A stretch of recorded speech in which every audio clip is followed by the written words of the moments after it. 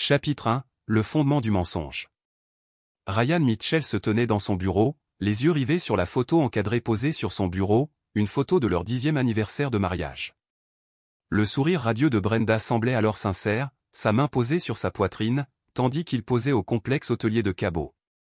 Leurs enfants, Ashley et Tyler, les encadraient de chaque côté, tous ressemblant à la famille américaine idéale. À 45 ans, Ryan avait bâti un empire à partir de rien. Son entreprise de construction, Mitchell Enterprises, dominait le secteur du bâtiment commercial dans 3 États. Ce que sa famille ignorait, c'est que sa réussite ne reposait pas uniquement sur un travail acharné et des contrats légitimes. Son expérience militaire dans les opérations spéciales lui avait permis de côtoyer un réseau de personnes opérant dans des zones d'ombre. Des hommes capables de faire disparaître les problèmes, d'obtenir des informations inaccessibles aux autres, qui lui devaient des faveurs après des jours plus sombres à l'étranger. L'ironie ne lui échappait pas, pendant qu'ils construisaient leur vie de rêve, sa femme construisait la sienne avec quelqu'un d'autre. Le téléphone de Ryan interceptait un SMS de son contact de surveillance. Colis fantôme prêt à être récupéré. Vous n'allez pas aimer ce qu'il contient. Il avait embauché Ghost 3 semaines plus tôt après avoir remarqué les changements de comportement de Brenda. Les nuits tardives, le nouvel abonnement à la salle de sport, l'engouement soudain pour la lingerie coûteuse qui n'arrivait jamais dans leur chambre. 22 ans de mariage lui avaient appris à décrypter les histoires de sa femme, et elle le lui disait haut et fort. Brenda était la conseillère d'orientation d'Ashley au lycée lorsqu'ils s'étaient rencontrés. Ryan avait 31 ans, récemment sorti de l'armée et construisait son premier projet, un petit complexe de bureaux. Elle avait 25 ans, était belle et semblait impressionnée par son ambition. Ce qu'il avait appris trop tard, c'est que Brenda Mitchell née Thompson avait toujours été calculatrice. Elle avait grandi pauvre dans des caravanes, ballottée entre des parents qui ne la voulaient pas. Son mariage avec Ryan n'était pas de l'amour. C'était son échappatoire vers la vie de country club dont elle avait toujours rêvé. Leur fils, Tyler, aujourd'hui âgé de 21 ans et en dernière année d'université, avait hérité du tempérament calculateur de Brenda, mais manquait de sa subtilité. Ashley, 19 ans, étudiante en droit, possédait la beauté de sa mère, mais avait développé un penchant pour le droit qui contrastait avec la sensibilité ouvrière de Ryan. Les 2 enfants avaient grandi en croyant que l'argent apparaissait comme par magie, sans jamais comprendre le sang et les sacrifices qui se cachaient derrière leur mode de vie privilégié. Ryan se dirigea vers son coffre-fort, dissimulé derrière un faux mur dans son bureau.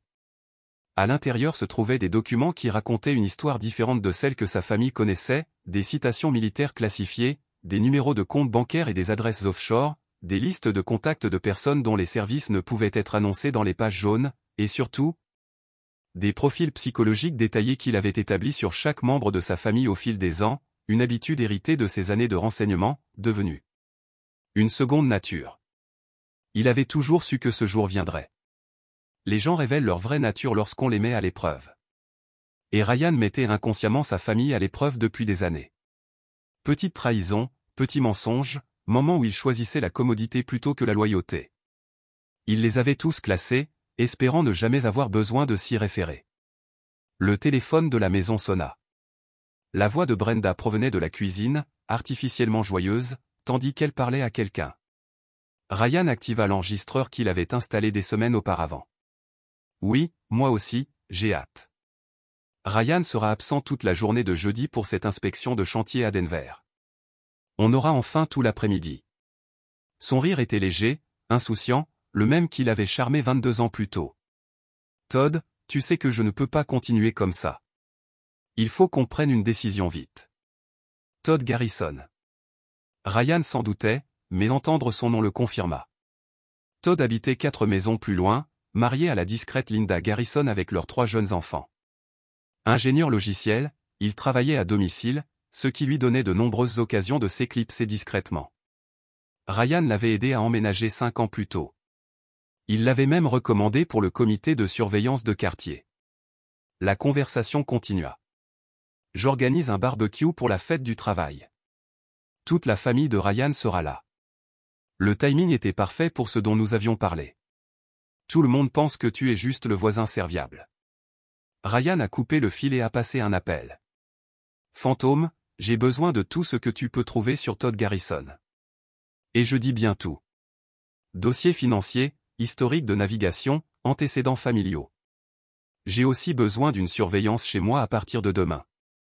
Jusqu'où veux-tu que j'aille, patron? Assez pour l'enterrer. Après avoir raccroché, Ryan a sorti un bloc-notes et s'est mis à écrire. En haut, il a écrit « Fête du travail, le dernier barbecue ». En dessous, il a commencé à énumérer des noms. Son frère Kevin, qui a emprunté 200 000 $ pour son restaurant en faillite et n'a jamais remboursé un centime.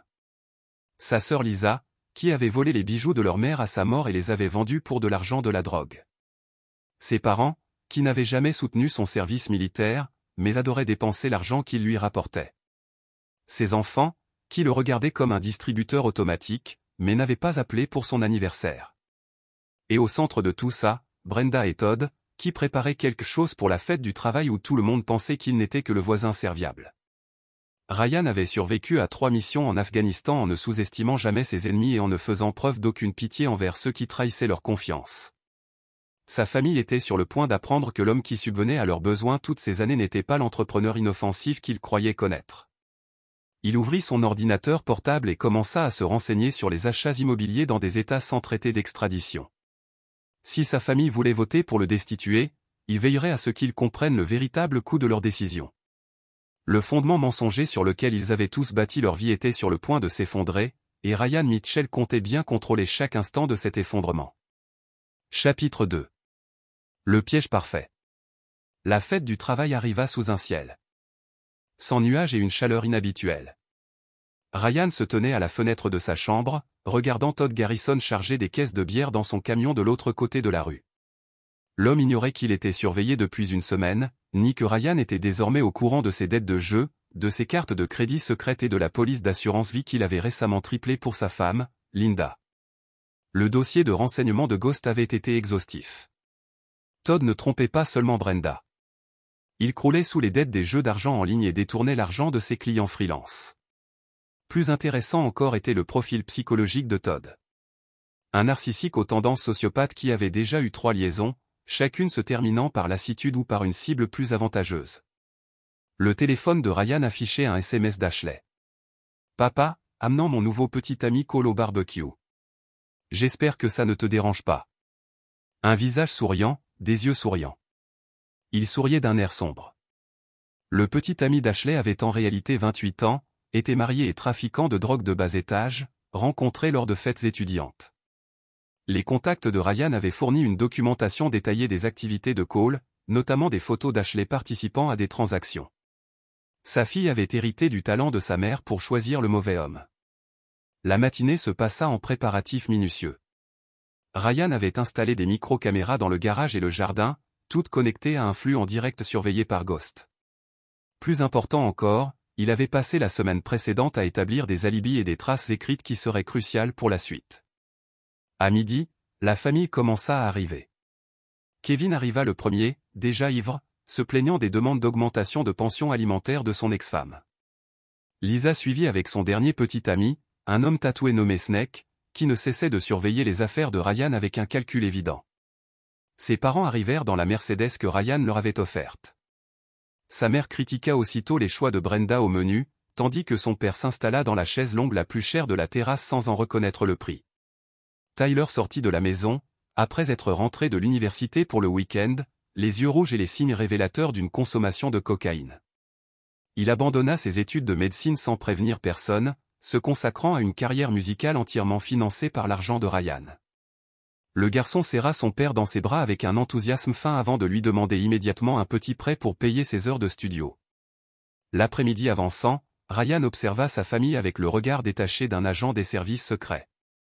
Il se déplaçait dans sa maison comme si elle leur appartenait, se servant de son alcool, critiquant ses choix et discutant de son argent comme s'il n'était pas là. Todd arriva à 15 heures précises, jouant parfaitement le rôle du voisin serviable. « Ryan, ravi de te voir. » Linda ne se sentait pas bien, alors elle m'a envoyé sa fameuse salade de pommes de terre. La poignée de main de Todd était ferme, son sourire sincère. Un menteur invétéré. Todd, merci d'être venu. Brenda attendait avec impatience ta contribution à la fête. L'emphase subtile ne manqua pas à Todd, dont le sourire vacilla un instant, mais l'homme était sûr de sa tromperie, persuadé que Ryan était le mari inconscient qui avait préparé le terrain parfait pour sa liaison. À 17 heures, Brenda s'approcha de Ryan avec une désinvolture étudiée. « Chérie, peux-tu aller chercher la sauce spéciale au garage? Je l'ai laissée sur l'établi. » Ryan attendait ce moment depuis 6 heures. « Bien sûr, mon cœur. Tout pour la famille. » Il se dirigea vers le garage, conscient que 23 pères Dieu le regardaient partir. Le garage était exactement comme il l'avait prévu. Ses valises étaient prêtes et disposées bien en évidence près de la porte. Le mot déposé soigneusement sur son établi, bien visible. On a voté. Tu es viré. Les nouvelles serrures seront installées à 20 heures. Ryan prit le mot, s'assurant que les caméras cachées captent sa réaction. Il l'avait écrit lui-même la veille, imitant parfaitement l'écriture de Brenda, une compétence acquise lors de sa formation aux opérations psychologiques. Par la fenêtre, il observait toute sa famille dans le jardin. Brenda parlait avec animation à la foule rassemblée. Une à une, les mains se levèrent en signe d'approbation. Kevin, Lisa, ses parents, Tyler, Ashley, et même Todd, jouant son rôle de voisin inquiet. Il votait pour le faire disparaître de sa vie. Ryan sortit son téléphone et composa le numéro. Exécution fantôme phase 2. Bien reçu, patron. Qu'est-ce que ça fait d'assister à ses propres funérailles? Instructif. Ryan avait encore un appel à passer. L'inspecteur Ray Hutchinson répondit à la deuxième sonnerie. Ryan, quoi de neuf? Ri, je dois signaler un cambriolage chez moi. Plusieurs auteurs, probablement armés. Je me cache dans le garage, mais je crois qu'ils préparent quelque chose de grave. Pouvez-vous faire venir des unités rapidement? Bon sang. Ryan, reste tranquille. On roule. Ray était l'un des 3 contacts policiers que Ryan avait noués au fil des ans grâce à des dons caritatifs et des services mutuels. Ce que Ray ignorait, c'est que Ryan avait déjà transféré la propriété de la maison à une société écran ce matin-là, rendant l'occupation de sa famille techniquement illégale. Tandis que les sirènes hurlaient au loin, Ryan se dirigea vers son camion garé délibérément dans l'allée. Ses vraies valises, celles qui comptaient, étaient déjà chargées à l'arrière, ainsi que des disques durs portables contenant des dossiers financiers, des images de surveillance familiale et des plans de vengeance détaillés qu'il élaborait depuis des semaines. Son téléphone vibra, le premier des 44 appels manqués de Patricia Wells, avocate. L'avocate de Brenda, spécialisée dans le divorce, était sur le point de découvrir que sa cliente venait de commettre l'erreur la plus coûteuse de sa vie. Ryan démarra son camion et quitta la maison qu'il avait construite, laissant derrière lui une famille qui n'avait jamais compris qu'elle vivait dans un piège soigneusement construit. Il l'avait éliminée, mais ils avaient oublié un détail crucial. Ryan Mitchell avait toujours eu plusieurs coups d'avance sur tout le monde. Le jeu ne faisait que commencer. Chapitre 3, l'architecte de la ruine. Ryan s'était installé à l'hôtel Riverside sous une fausse identité, payant comptant une suite avec vue sur la ville qu'il avait contribué à bâtir. De sa fenêtre, il pouvait voir 3 chantiers de Mitchell Enterprises, leurs grues pointant vers le ciel tels des monuments d'acier à son héritage. Demain à cette heure-ci, sa famille commencerait à comprendre l'ampleur de leur erreur de calcul. Son téléphone affichait 44 appels manqués de Patricia Wells.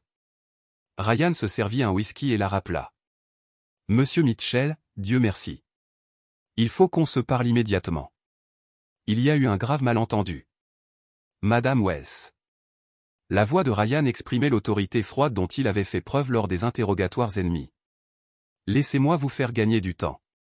Votre cliente a organisé une tentative d'expulsion illégale devant 23 témoins. Elle occupe actuellement un bien qui a été transféré hors de mon nom ce matin. La police a des documents attestant de son infraction par effraction. » Le silence s'est étendu sur toute la ligne. C'est impossible. Madame Mitchell possède la moitié des biens matrimoniaux. Madame Mitchell ne possède la moitié de rien. Vérifiez vos faits. Conseiller, la maison, les voitures, les comptes bancaires, l'entreprise, tout a été restructuré par voie légale au cours des 6 derniers mois. Votre cliente a commis un adultère, ce qui annule son droit à la communauté de biens en vertu de notre contrat prénuptial. Contrat prénuptial? Il n'y avait pas la page 47 de la demande de licence de mariage. Brenda l'a signé à l'encre bleue le 15 mars 2002. J'ai une preuve vidéo de la cérémonie de signature, ainsi que 2 témoins encore en vie et disposés à témoigner. Je vous suggère de relire votre dossier plus attentivement. Ryan a raccroché et activé son ordinateur portable sécurisé. L'équipe de Ghost était occupée pendant le barbecue. Compte bancaire gelé, carte de crédit annulée et prélèvements automatiques suspendus. Brenda se réveillerait demain matin pour découvrir que sa vie privilégiée s'était évaporée du jour au lendemain. Mais la guerre financière n'était que le début. Son téléphone a sonné. Le nom de Tyler apparut à l'écran. Papa, que diable se passe-t-il? Maman pleure. La police a arrêté oncle Kevin pour ivresse sur la voie publique. Et des avocats appellent à la maison. Tyler, tu m'as éliminé. Félicitations. Tu as eu exactement ce que tu voulais. Nous ne t'avons pas éliminé, papa. Maman a dit que tu avais déjà décidé de partir et que nous ne faisions que l'admettre. Elle a dit que tu préparais ça depuis des mois. Ryan rit. Un rire dénué de chaleur.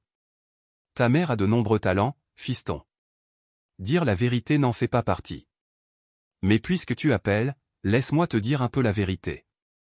Les frais de scolarité que tu as dépensés en cocaïne et le temps passé en studio ont été interrompus ce matin. Le fonds fiduciaire créé pour tes 25 ans a été dissous. La voiture à ton nom a été saisie à l'aube. Tu ne peux pas faire ça. C'est mon argent.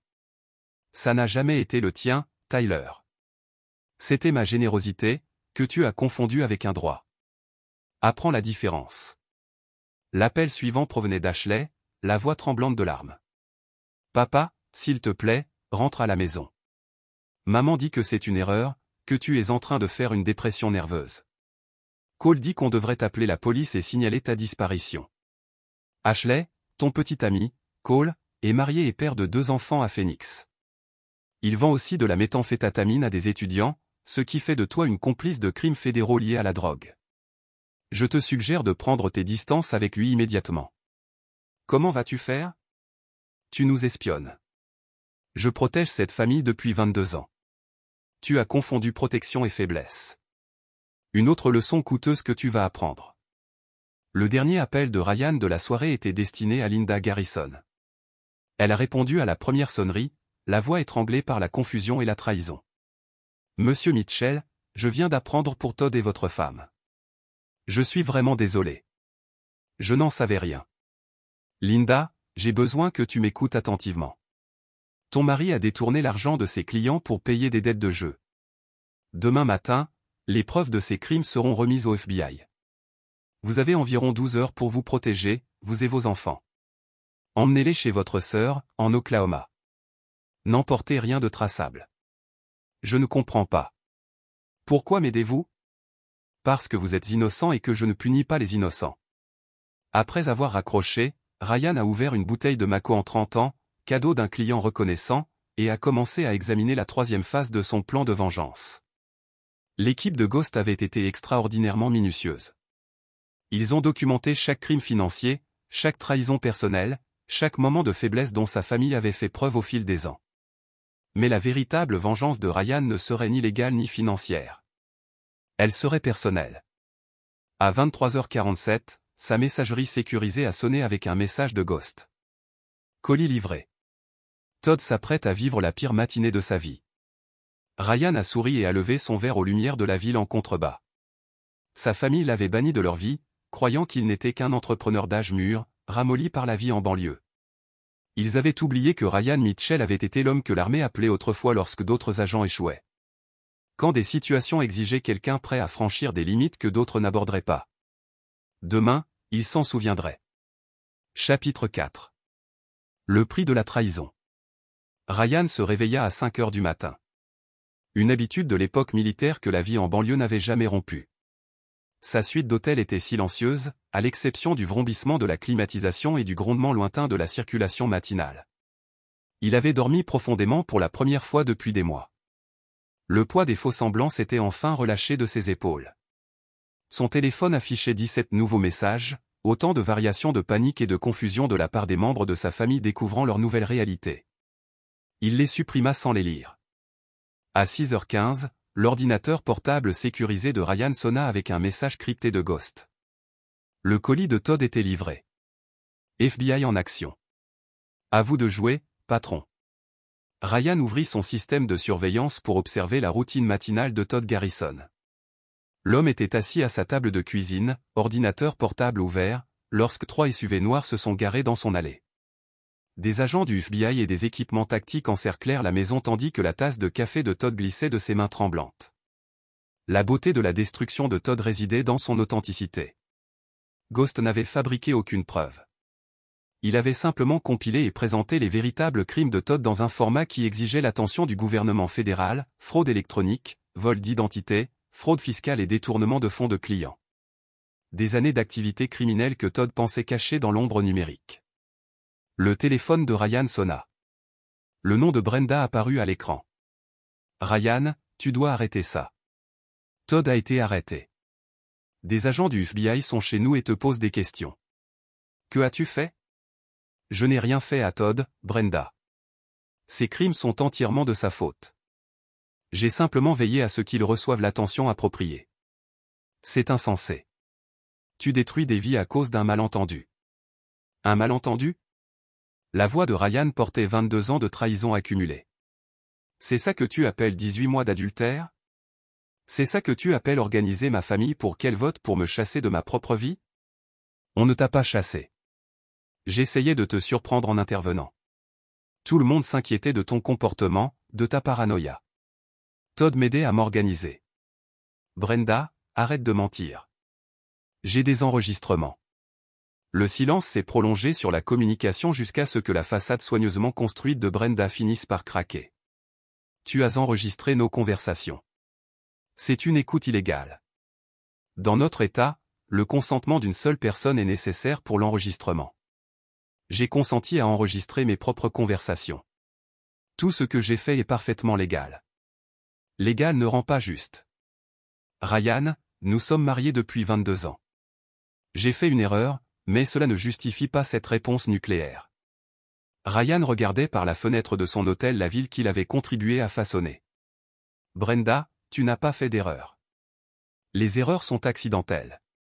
Tu as pris une série de décisions calculées pendant 18 mois. Tu as choisi de trahir notre mariage. Tu as choisi d'impliquer nos enfants dans ta tromperie. Tu as choisi de monter ma famille contre moi. Maintenant, tu dois vivre avec les conséquences de ces choix. Les enfants ne méritent pas ça. Ce sont des adultes qui ont choisi leur camp hier. Ashley est actuellement interrogée au sujet de son petit ami toxicomane. Tyler découvre que les fonds fiduciaires s'évaporent lorsque les administrateurs se désistent. Ils apprennent que les actes ont des conséquences. Une leçon que j'aurais dû leur apprendre il y a des années. À 8h30, Ryan se rendit au siège de Mitchell Enterprises, un monument de verre de 40 étages qu'il avait construit pour abriter son empire du bâtiment. Ses employés l'accueillirent d'un hochement de tête respectueux. Ignorant que leur patron était en train d'orchestrer la destruction systématique de sa propre famille. Dans son bureau, Ryan activa une communication sécurisée et appela Marcus King, son avocat et plus vieil ami de l'époque militaire. Marcus avait quitté les opérations spéciales pour devenir avocat spécialisé dans la protection des actifs pour des clients fortunés opérant dans des zones d'ombre. Ryan, j'attendais ton appel. Ghost m'a informé de la situation. Tes structures de protection des actifs sont solides, mais nous devons discuter des prochaines étapes. Marcus, je veux que tu appliques le protocole 7. Silence. Le protocole 7 était leur code de guerre financière totale, une stratégie juridique qu'ils avaient développée mais jamais mise en œuvre. Elle impliquait la destruction systématique des opposants par une pression financière légitime mais impitoyable. Ryan, en es-tu certain? Le protocole 7 est conçu pour les combattants ennemis, pas pour les membres de ma famille. Ma famille s'est déclarée combattante ennemie hier. Je réponds simplement à leur déclaration. Compris. Le protocole 7 est désormais actif. Ta famille recevra des notifications juridiques à partir de midi aujourd'hui. Ryan, on ne reviendra pas sur cette escalade. Bien. L'appel suivant de Ryan était destiné à l'inspecteur Ray Hutchinson. Ray, je dois signaler d'autres activités criminelles. Ma femme et son complice ont commis des fraudes financières en utilisant mes comptes professionnels. J'ai des documents. Mon Dieu. Ryan, que se passe-t-il avec ta famille? La vérité est en train de se produire, Ray. Pour la première fois en 22 ans, à 11h47, Ryan a reçu la confirmation que Linda Garrison et ses enfants étaient bien arrivés en Oklahoma. L'arrestation de Todd lui avait fourni la couverture nécessaire pour s'échapper sans perdre leurs biens. Contrairement à la famille de Ryan, Linda avait écouté les avertissements et avait agi pour se protéger. La dernière tâche matinale de Ryan consistait à examiner les profils psychologiques que Ghost avait établis sur chaque membre de la famille. Kevin était profondément alcoolique et accumulait les dettes, ce qui le rendait vulnérable aux pressions. La toxicomanie de Lisa créait des vulnérabilités juridiques exploitables. L'état de santé de ses parents nécessitait des traitements coûteux qui dépendaient du soutien financier de Ryan. Mais ses enfants présentaient les défis les plus intéressants. Le côté rebelle d'Ashley masquait un profond besoin d'approbation paternelle, une faiblesse qui pouvait être instrumentalisée. Les prétentions artistiques de Tyler cachaient un talent authentique, corrompu par le sentiment d'avoir droit à tout. Un autre point de pression qui pouvait être ciblé avec précision. À midi, le protocole 7 serait pleinement opérationnel. Les documents juridiques seraient remis. Les comptes financiers seraient gelés. La vie privilégiée que sa famille avait bâtie grâce à la générosité de Ryan commencerait à s'effondrer sous contrôle. Ryan se servit un café et s'installa pour regarder sa famille découvrir que voter pour lui avait été la décision la plus coûteuse de leur vie. Ils avaient oublié que l'homme qui leur assurait une existence confortable avait été formé pour détruire les ennemis qui menaçaient sa mission. Désormais, ils étaient la mission, et Ryan Mitchell atteignait toujours ses objectifs. Chapitre 5. La toile d'araignée. À 14 heures, les images de surveillance de Ryan montraient que le chaos régnait dans son ancienne vie. Ashley avait été libéré de l'interrogatoire, mais placé sous surveillance fédérale en raison des activités de son petit ami lié à la drogue. Tyler se tenait devant son immeuble, se disputant avec des agents de saisie, chargeant sa BMW sur un camion à plateau. Brenda était assise dans le bureau de leur avocat, les yeux rivés sur des documents juridiques détaillant la dissolution complète de sa sécurité financière. Une voix fantôme grésillait dans le message supérieur de Ryan. « Patron, votre famille passe à l'action. » Brenda a engagé un détective privé pour déterrer des informations compromettantes sur vous. Le petit ami d'Ashley, Cole, prépare un truc stupide. Mes sources disent qu'il parle de te donner une leçon. Et Tyler essaie de liquider des biens dont tu ignores la possession. Quel bien? Apparemment, ton fils vend ton matériel de construction à côté. Des petits trucs, mais qui s'accumulent. Il a utilisé cet argent pour financer sa carrière musicale et son addiction aux bonbons pour le nez. Ryan sentit une froideur familière l'envahir. La même fermeture émotionnelle qui lui avait permis d'interroger les insurgés capturés sans broncher. Son fils n'était pas seulement gâté. C'était un voleur. Un fantôme. Je veux une surveillance numérique complète de tous les membres de la famille. Chaque appel, chaque SMS, chaque transaction financière. Et je veux en savoir plus sur ce Cole. S'il prépare quelque chose contre moi, je dois le savoir avant qu'il n'agisse. Il est déjà sur le coup. Le vrai nom de Cole est Coleman Rhodes.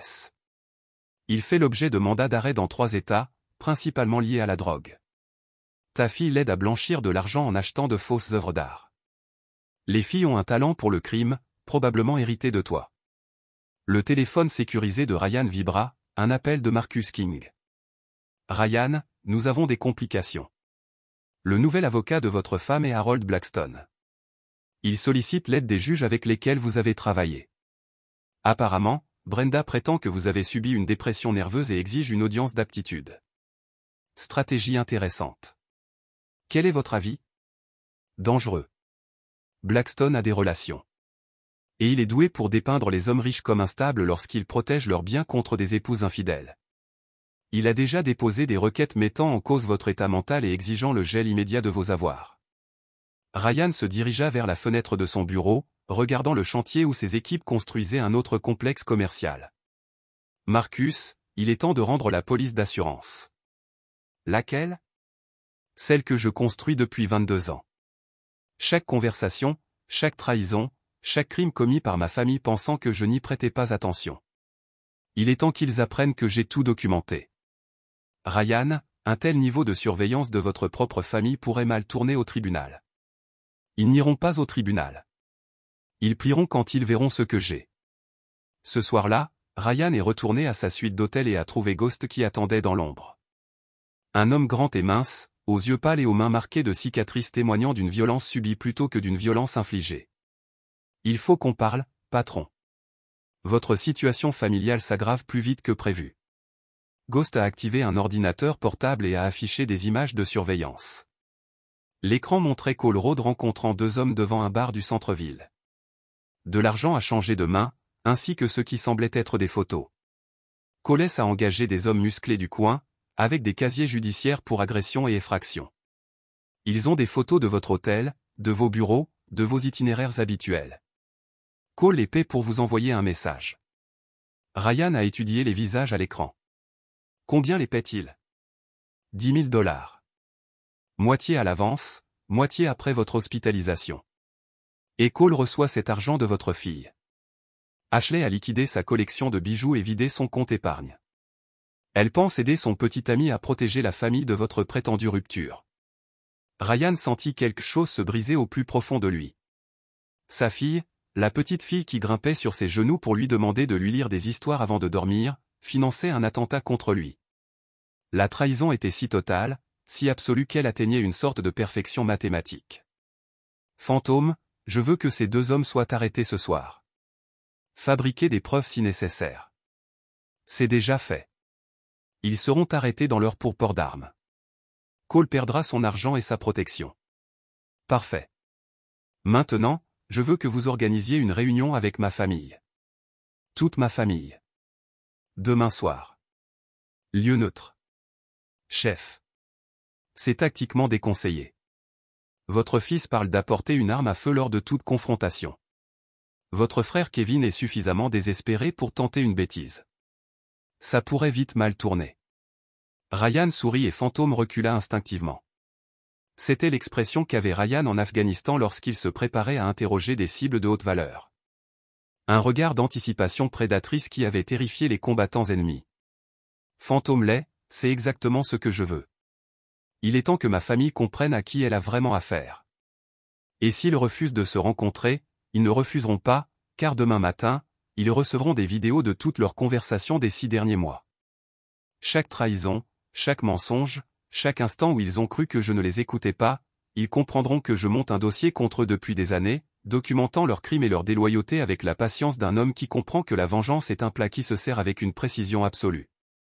Ghost hocha lentement la tête. Tu veux qu'ils sachent que tu les observes. Je veux qu'ils sachent qu'ils vivent dans ma toile depuis des années, prenant les fils de soie pour des filets de sécurité. Demain soir, ils découvriront qu'ils ont été des proies depuis le début. Ryan se retourna vers la fenêtre, regardant les lumières de la ville scintiller comme des étoiles lointaines. Sa famille avait cru voter pour le chasser de leur vie, mais ils s'étaient en fait jetés dans un piège qu'ils avaient préparé pendant 22 ans. Demain, l'araignée se révélerait enfin aux mouches. Chapitre 6. L'orage qui se prépare. L'entrepôt se trouvait à la périphérie de la zone industrielle, l'un des premiers projets de construction de Ryan, dont il avait discrètement conservé la propriété par le biais de sociétés écrans. À 20 h, il accueillerait la réunion de famille la plus importante de l'histoire du clan Mitchell, et probablement la dernière. Ryan arriva tôt, parcourant les lieux avec une efficacité éprouvée.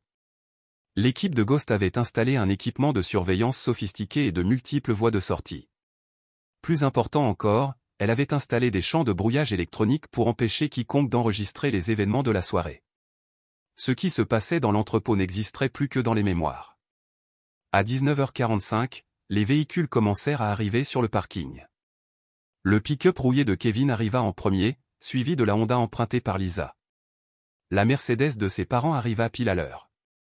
Une voiture que Ryan leur avait achetée et pour laquelle il ne l'avait jamais remercié. La voiture de location de Tyler arriva ensuite, sa BMW étant actuellement saisie. Enfin, la berline de Brenda entra sur le parking, Ashley étant visible sur le siège passager. Ryan observa sa famille s'approcher de l'entrée de l'entrepôt à travers une vitre sans teint. Ils ont déménagé avec les pas hésitants des gens qui savaient qu'ils marchaient dans un piège, mais se sentaient obligés de procéder de toute façon. Bon. La peur les rendrait réceptives à l'éducation. L'intérieur de l'entrepôt était spartiate, un espace rectangulaire avec des sols en béton, des chaises de pliage en métal disposées en demi-cercle et une seule table où Ryan avait placé 22 ans de preuves. Caméras vidéo, enregistrements audio, documents financiers et photographies qui ont raconté l'histoire complète de la trahison systématique de leur famille de sa confiance. Ryan a émergé de l'ombre alors que sa famille prenait place. Il était vêtu de vêtements tactiques noirs qui lui rappelaient des opérations en Afghanistan. Vêtements conçus pour un travail sérieux. Merci à tous d'être venus. Je pensais qu'il était temps que nous ayons eu une conversation honnête sur l'état de notre famille. Brenda a parlé en premier, sa voix portant une fausse confiance. Ryan, nous sommes tous inquiets pour vous. Cette paranoïa, cette surveillance de votre propre famille, elle n'est pas saine. Nous pouvons vous aider. Ryan a activé une tablette et l'a placée sur la table. L'écran a montré des images de surveillance de Brenda et Todd dans le lit de la famille Mitchell. Audio a clairement capturé leur conversation sur l'élimination de Ryan de leur vie. Brenda, commençons par l'honnêteté. Vous effectuez une affaire depuis 18 mois. Vous avez retourné nos enfants contre moi avec des mensonges sur mon état mental. Vous avez organisé l'intervention d'hier comme couverture pour une expulsion illégale. Ce sont des faits, pas de la paranoïa. Ashley se leva, son jeune visage rougi de colère. Papa, tu nous espions. C'est malade. Ce n'est pas ce que font les pères. Ryan a appuyé sur un autre bouton de la tablette. De nouvelles images sont apparues. Ashley rencontrant Cole Road, acceptant des paquets de drogue, l'aidant à blanchir de l'argent grâce à de faux achats d'art. Ashley, les pères protègent leur famille. J'ai documenté des activités criminelles pour vous protéger des poursuites. Malheureusement, vous avez choisi de dégénérer votre implication dans les crimes fédéraux. À partir de ce matin, vous êtes sous la surveillance du FBI en tant que complice potentiel du trafic de drogue. Tyler rit amèrement. C'est fou, papa. Vous avez perdu la tête. Nous sommes votre famille, pas les combattants ennemis. Tyler, vous avez volé environ 47 000 $ de mon équipement de construction au cours des 2 dernières années. Vous avez utilisé le produit pour financer les achats de cocaïne et le temps de studio pour une carrière musicale que vous avez menti sur la poursuite. Vous avez abandonné le collège il y a 6 mois, mais vous avez continué à accepter les paiements de scolarité que vous saviez que je pensais aller à vos études. La tablette affichait des dossiers bancaires, des images de surveillance de Tyler chargeant des équipements volés dans des camions et des documents universitaires confirmant son retrait des classes. Kevin a lutté sur ses pieds, se balançant de l'alcool. Ryan, vous ne pouvez pas parler à vos enfants comme ça. La famille est une famille, peu importe les erreurs. Kevin, tu m'as emprunté 215 000 $ au cours de la dernière décennie. Vous avez remboursé exactement 0 $. Votre restaurant a échoué parce que vous volez de l'argent pour financer le jeu et les dépendances à l'alcool. Vous n'avez jamais posé de questions sur le remboursement parce que vous supposiez que l'argent de la famille était de l'argent gratuit. Un par un, Ryan a présenté des preuves des trahisons de chaque membre de la famille.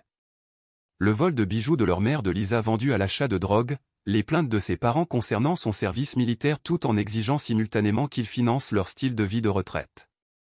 Chaque moment de déloyauté, chaque mensonge, chaque hypothèse que sa générosité était leur droit d'aînesse. L'entrepôt est devenu silencieux à l'exception du bourdonnement des systèmes de ventilation et du son lointain de la circulation. La famille de Ryan regarda le témoignage de leur propre cupidité et de sa trahison, comprenant enfin la portée de ses connaissances. Hier, vous m'avez voté de cette famille.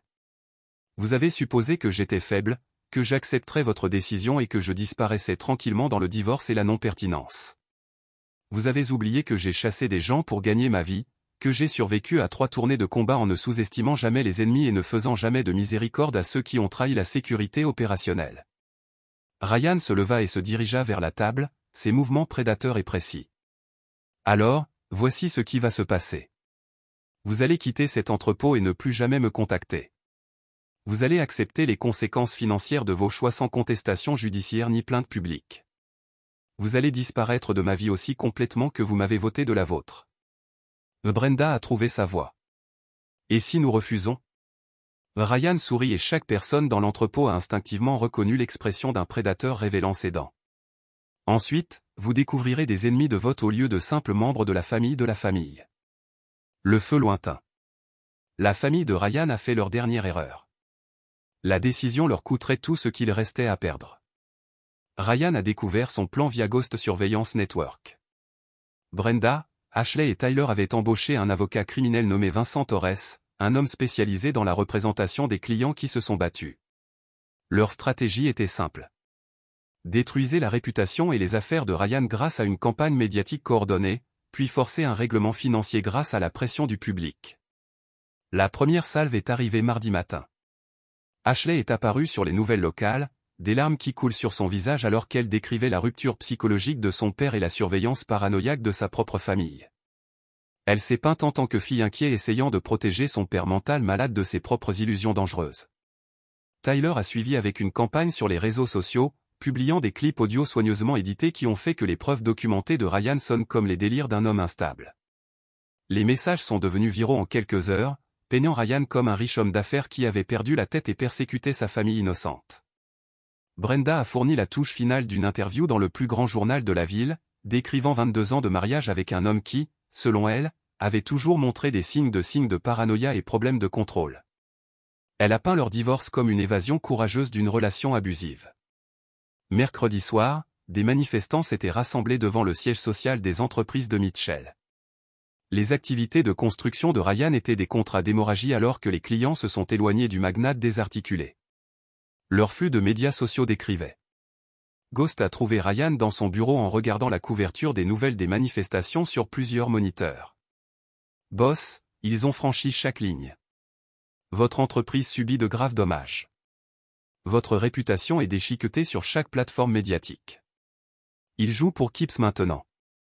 Ryan s'est détourné des moniteurs, son expression calme. Combien de temps avant que les dommages deviennent permanents?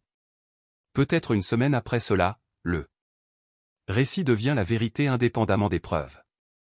Votre famille joue parfaitement cela. Il ressemble à des victimes. Vous ressemblez à un homme riche les persécutant par dépit. Ghost, activez le protocole Oméga. Les mots étaient suspendus dans l'air comme une condamnation à mort. Le protocole Oméga était leur code pour une destruction complète. L'élimination totale des cibles par tous les moyens nécessaires. C'était le protocole qu'ils n'avaient jamais utilisé, jamais voulu utiliser, mais avaient toujours connu pourrait devenir nécessaire. Boss, êtes-vous certain? Le protocole Oméga est irréversible. Il n'y a pas de marche en arrière. Ils ont choisi cette escalade. Ils ont décidé de détruire le travail de ma vie plutôt que d'accepter les conséquences de leur trahison. Je leur ai donné l'occasion de partir. Ils ont plutôt choisi la guerre. Ghost hocha lentement. J'aurai besoin de 48 heures pour positionner les actifs. Après cela, c'est une guerre totale. Compris. Et Ghost, assurez-vous que Linda Garrison et ses enfants restent protégés. Elle est innocente là-dedans. Jeudi matin, de nouvelles révélations conçues pour détruire la crédibilité de Ryan. Tyler a publié des images de surveillance éditées qui ont fait que Ryan semble traquer sa propre famille. Ashley a publié des dossiers d'hôpital affirmant que son père l'avait forcé à des conseils psychologiques pour couvrir son comportement abusif. Le téléphone de Ryan sonnait constamment avec des journalistes à la recherche de commentaires, des partenaires commerciaux exigeant des explications et des avocats proposant de le représenter contre sa famille clairement instable. Il les a tous ignorés, se concentrant plutôt sur les préparatifs finaux du protocole Oméga. À 15 heures, Marcus King est arrivé au bureau de Ryan avec des nouvelles urgentes. Ryan, ils ont demandé des ordonnances de non-restriction d'urgence. Ils prétendent que vous êtes une menace physique immédiate. L'audience est demain matin. Laissez-les avoir leur audition. Cela n'aura pas d'importance après ce soir. Que se passe-t-il ce soir? Ryan a remis à Marcus une enveloppe scellée. Si je ne vous contacte pas à midi demain, livrez ceci au détective Hutchinson. Il contient des preuves complètes de chaque crime que ma famille a commis avec des instructions détaillées pour les poursuivre. Considérez-le ma police d'assurance. Marcus a étudié le visage de Ryan, reconnaissant l'expression de leur jour militaire. Ryan, quoi que vous planifiez, je ne planifie rien, Marcus. Je réponds simplement à leur escalade avec une force appropriée. Ils ont choisi d'en faire une guerre publique. Maintenant, ils apprendront ce que la guerre signifie réellement. Ce soir-là, Ryan a rencontré Ghost dans un endroit à l'extérieur de la ville. L'entrepôt était rempli d'équipements et de personnel appartenant à la vie passée de Ryan. Des hommes qui avaient servi avec lui en Afghanistan, qui ont compris que certaines batailles ne pouvaient être gagnées que par des violences supérieures. Les cibles sont dispersées ce soir, Ghost rapportait. Tyler est dans son appartement. Ashley reste avec Cole chez lui. Brenda est chez sa sœur. Kevin est dans son bar habituel. Lisa est chez son petit ami. Vos parents sont à la maison. Dommages collatéraux minimisés. Nous avons confirmé les emplacements de l'innocence et planifié en conséquence. Cole Rhodes n'est pas considéré comme innocent. Il a fait des menaces contre vous toute la semaine. Ryan a étudié l'affichage tactique, montrant les emplacements de sa famille. 22 ans de mariage, de parentalité et d'obligations familiales lui avaient appris à aimer ces gens malgré leurs défauts. Mais 22 ans de formation militaire lui avaient appris quelque chose de plus fondamental. Lorsque les ennemis menacent votre mission, vous éliminez la menace. Exécutez le protocole Oméga à 2 heures, faites-le ressembler à des accidents et des coïncidences. Aucune preuve nous pointant vers nous. Et Ghost, oui, boss. Assurez-vous qu'ils comprennent dans leurs derniers instants exactement pourquoi cela s'est produit. Je veux qu'ils sachent que leurs choix ont conduit à ce résultat. Ghost a hoché la tête et a commencé à émettre des ordres à son équipe. Les hommes en équipement tactique se sont déplacés avec l'efficacité pratiquée, le chargement des véhicules et la vérification des équipements. Ils étaient la police d'assurance de Ryan de ses jours militaires. Des soldats qui l'avaient suivi par l'enfer et étaient restés fidèles envers lui dans la vie civile. Ryan est sorti et a levé les yeux vers les étoiles, se souvenant d'une conversation avec son père il y a des années. Le vieil homme lui avait demandé ce qu'il avait appris dans l'armée. Ryan avait répondu honnêtement. J'ai appris que certaines personnes ne vous respecteront qu'après avoir prouvé que vous êtes prêt à les détruire. Demain, sa famille comprendrait complètement cette leçon. Le protocole Oméga était en mouvement et Ryan Mitchell n'a jamais manqué à terminer ses missions. Chapitre 8, le calcul. À 217 heures du matin, Tyler Mitchell a été retrouvé mort dans son appartement d'une apparente surdose d'héroïne. L'aiguille était toujours dans son bras, et les médicaments étaient d'une pureté qui suggérait soit une malchance incroyable, soit une intention délibérée. Les caméras de sécurité avaient mystérieusement défectueuses pour une fenêtre de 3 heures au moment de la mort. À 2h31, la camionnette de Kevin Mitchell a roulé sur un tronçon déserté de l'autoroute à l'extérieur de la ville. L'accident semblait être causé par le taux d'alcoolémie de Kevin, qui était 3 fois la limite légale. Aucun autre véhicule n'a été impliqué, bien que des marques de pneus aient suggéré qu'il dévidait pour éviter quelque chose sur la route qui n'a jamais été trouvé. À 2h45, Lisa Mitchell et son petit ami Snake ont été tués lorsque leur bande-annonce a explosé en raison de ce que les enquêteurs détermineraient plus tard un accident de laboratoire de méthamphétamine. L'explosion était conforme à la fabrication de médicaments amateurs, et les 2 victimes avaient des médicaments dans leur système qui soutenaient la théorie de la chimie négligente. À 2h52, les routes de Cole ont disparu de son appartement, ne laissant que des taches de sang et des preuves d'une lutte violente. Ashley Mitchell, qui était restée avec lui, a été retrouvée liée et bâillonnée dans le placard, traumatisée, mais physiquement indemne. Elle a affirmé que des hommes masqués avaient pénétré par effraction, emmené Cole et lui ont dit de transmettre un message à son père. Ryan a reçu le premier appel téléphonique à 3h15. La voix d'Ashley était à peine cohérente à travers ses sanglots. « Papa. Ils ont pris Cole. Ils ont dit que ce n'était que le début. Ils ont dit que vous comprendrez. » Le deuxième appel est arrivé à 3h47 du détective Hutchinson. « Ryan, j'ai besoin de toi au centre-ville. Il y a eu Jésus. Il y a eu plusieurs incidents impliquant votre famille. Vous devez arriver ici maintenant. » Le troisième appel est arrivé à 4h12 de l'hôpital. Les parents de Ryan avaient subi des crises cardiaques simultanées, une coïncidence médicale qui semblait impossible jusqu'à ce que les médecins découvrent qu'ils avaient tous deux consommé des doses massives d'un médicament cardiaque qui n'était pas prescrit à l'un ou l'autre. Ryan s'habillait lentement, ses mouvements délibérés et calmes. L'équipe de Ghost avait exécuté le protocole Oméga avec une précision chirurgicale, éliminant les menaces tout en maintenant le déni plausible. Le message était clair.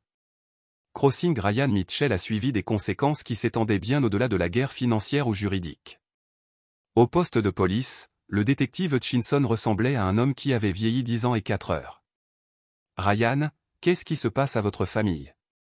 3 morts, une disparition, 2 crises cardiaques et votre fille affirmant que des hommes masqués ont fait irruption dans l'appartement de son petit ami. Ce n'est pas une coïncidence, rit. Ma famille a été sous stress ces derniers temps. Parfois, le stress révèle la vraie nature des gens et les amène à prendre des décisions mortelles. Ne moi, Ryan. Je te connais depuis 15 ans. Ce niveau de carnage ne se produit pas naturellement. » Ryan se pencha en avant, sa voix tombant sur le ton qu'il avait utilisé avec des insurgés capturés. « Ri, ma famille a déclaré la guerre à moi publiquement. Ils ont essayé de détruire ma réputation, mon entreprise et ma vie grâce à des attaques médiatiques coordonnées. Je me suis défendu en utilisant des ressources qu'ils ne savaient pas que je possédais. Le fait que leur escalade a entraîné des victimes n'est pas ma responsabilité. Vous parlez de vos enfants, Ryan, votre frère, vos parents. Je parle de gens qui ont choisi d'être mes ennemis. Le fait qu'ils étaient autrefois des membres de la famille ne leur accorde pas l'immunité des conséquences de leur choix. Hutchinson regarda à travers la table, reconnaissant enfin quelque chose dans les yeux de Ryan qu'il n'avait jamais vu auparavant. Le calcul froid d'un homme qui avait traversé des lignes que la plupart des gens ne pouvaient même pas imaginer. À 6 heures, Ryan a été libéré sans frais. Les preuves étaient circonstancielles et les décès ne sont pas apparus sans rapport à l'exception de leur calendrier. Alors qu'il traversait le poste de police, Ryan a remarqué comment les policiers se sont éloignés pour le laisser passer, leurs yeux évitant le contact direct. La bonne peur était utile. À l'extérieur de la gare, Brenda attendait près de son camion, son visage creux de chagrin et de terreur. Elle avait l'air d'avoir vieilli 20 ans du jour au lendemain. « Ryan, s'il vous plaît. Je sais que tu as fait ça. Je sais que vous les avez tués, mais Ashley est toujours en vie, et elle est la seule famille que nous sommes partis. S'il vous plaît, ne lui faites pas de mal. » Ryan a étudié le visage de sa femme, la voyant clairement pour la première fois en 22 ans. Elle avait été belle une fois avant que la cupidité et le droit n'aient corrompu ses traits. Maintenant, elle ressemblait à ce qu'elle avait toujours été sous la surface. Un prédateur qui avait finalement rencontré un prédateur supérieur. Brenda, je n'ai tué personne. Mais je vais vous dire ceci. Ashley est vivante parce qu'elle est assez jeune pour apprendre de cette expérience. Si elle choisit de continuer le modèle de trahison qui a détruit le reste de notre famille, elle découvrira que ma patience a des limites. Elle a 20 ans, Ryan. C'est juste un enfant.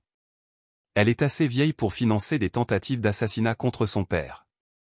Elle est assez âgée pour participer au trafic de drogue. Elle est assez vieille pour faire face aux conséquences de ses choix. Ryan est monté dans son camion et a commencé le moteur. À travers le pare-brise, il pouvait voir Brenda debout dans le parking, pleurant pour les membres de la famille qui étaient morts parce qu'ils avaient oublié que l'homme qui leur avait prévu avait été formé pour éliminer les menaces à la sécurité opérationnelle. Alors qu'il s'éloignait, le téléphone de Ryan bourdonnait d'un texte de Ghost. Phase 2 complète. Toutes les cibles principales sont neutralisées. Cibles secondaires contenues et éduquées. Cole Road ne reviendra pour déranger personne. Ryan a supprimé le message et s'est dirigé vers son bureau. Mitchell Enterprises était toujours debout, bien que sa réputation nécessite une reconstruction minutieuse. Le récit des médias se déplacerait maintenant. Au lieu d'une histoire sur un homme d'affaires paranoïaque persécutant sa famille, cela deviendrait une tragédie d'un homme qui réussit dont les activités criminelles de la famille avaient conduit à leur propre destruction. À midi, Ashley serait en garde à vue, affirmant qu'elle n'avait jamais vraiment compris les activités criminelles de son petit ami et qu'elle avait été manipulée par des membres de la famille qui se sont retournés contre son père.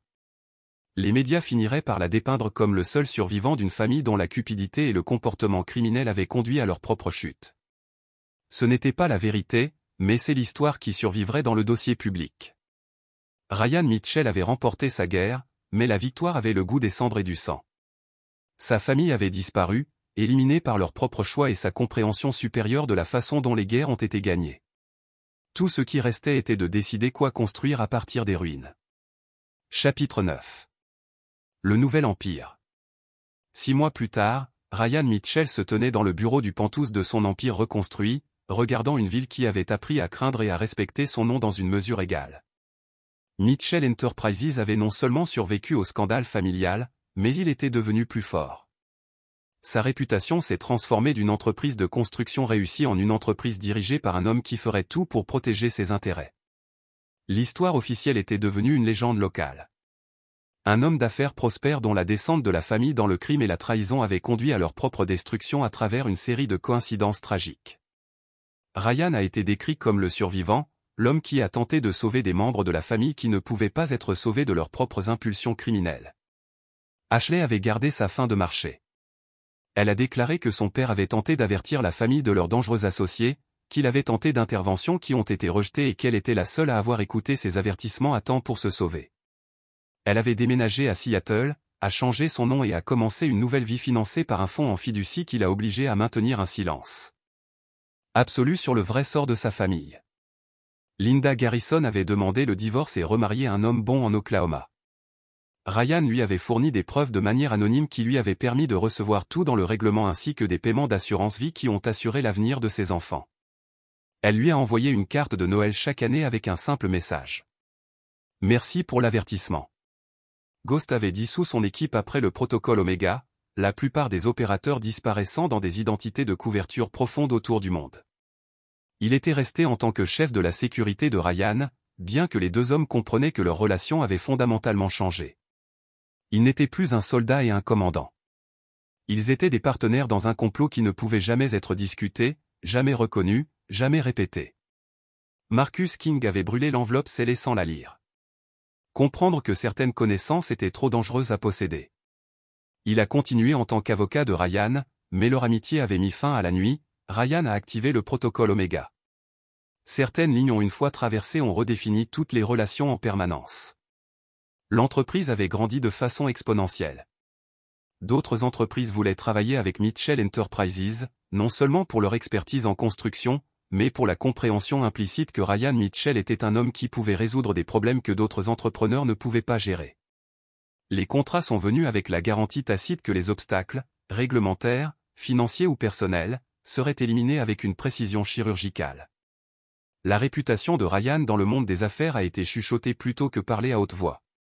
Il était connu comme un homme qui honorait les accords, protégeait absolument ses alliés et éliminait les menaces avec des préjugés extrêmes. Les quelques personnes qui ont testé ces principes les avaient découvertes comme exactes. À 4 heures de l'après-midi. À l'anniversaire du barbecue de la fête du travail, Ryan a ouvert une bouteille de Macallan de 30 ans et s'est versé 3 doigts. Il a levé un verre et un toast au bureau vide. À sa famille, dit-il à haute voix, sa voix résonnant dans le silence. Et aux leçons qu'ils m'ont appris sur la loyauté. L'ironie n'a pas été perdue pour lui. Sa famille l'avait voté, croyant qu'il était faible et consommable. Au lieu de cela, il l'avait libéré pour devenir exactement ce que sa formation militaire l'avait toujours préparé à être, un homme sans encombre par le sentiment, sans retenue par la moralité conventionnelle, et illimité dans sa volonté de protéger ses intérêts par une violence supérieure. Son téléphone sécurisé bourdonnait d'un message de Ghost. Nouvelle enquête contractuelle.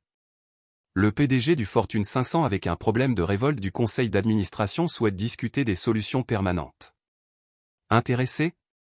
Ryan sourit en tapant sa réponse. Planifier la réunion. Les activités de construction avaient été rentables, mais l'entreprise de conseil se révèle beaucoup plus lucrative. Des hommes riches sont confrontés à la trahison par des partenaires commerciaux, des membres de la famille ou supposés les alliés étaient prêts à payer des sommes extraordinaires pour l'expertise unique de résolution de problèmes de Ryan. Il a découvert une nouvelle vocation dans les ruines de son ancienne vie.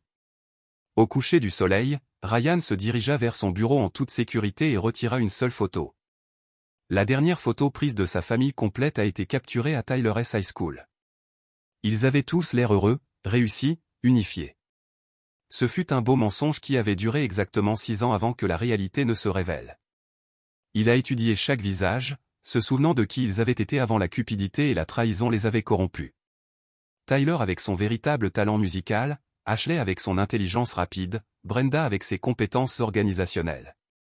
Même Kevin et Lisa avaient possédé des qualités qui auraient pu être admirables dans différentes circonstances. Mais ils avaient tous fait la même erreur fondamentale. Ils avaient confondu la générosité de Ryan avec la faiblesse, son amour avec la vulnérabilité, sa patience avec soumission. Ils l'avaient voté en croyant qu'il accepterait leurs décisions et s'estomperait tranquillement dans la non-pertinence. Au lieu de cela, ils ont découvert que Ryan Mitchell avait toujours été exactement ce que son dossier militaire indiquait, un homme formé pour éliminer les menaces aux objectifs de la mission avec absolue impitoyabilité et précision chirurgicale.